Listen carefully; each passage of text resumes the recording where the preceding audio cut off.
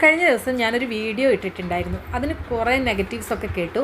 എൻ്റെ ഫ്രണ്ട്സിൻ്റെ അടുത്ത് നിന്നാണ് കേട്ടോ. അതിന് തൽക്കാലം അവരോട് പോയി പണി നോക്കാൻ പറഞ്ഞിട്ട് ഞാൻ രണ്ടാമത്തെ വീഡിയോ ഇവിടെ ചെയ്യാണ്.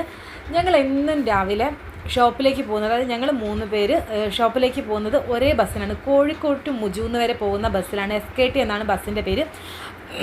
ആ ബസ്സിലെ ഡ്രൈവർ ഷാജിയേട്ടൻ പറഞ്ഞിട്ടാണ് ഞങ്ങൾ കൊയിലാണ്ടിയിൽ ഒരു പാർക്ക് തുറക്കാൻ പോകുന്ന വിവരം അറിഞ്ഞത്.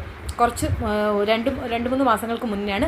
അങ്ങനെയാണ് കുറച്ച് ദിവസം കഴിഞ്ഞപ്പോൾ ആ പാർക്ക് അവിടെ ഓപ്പണായി. അതിൻ്റെ പേര് നല്ല ഹാപ്പി ആയിട്ടുള്ളൊരു പേരാണ്.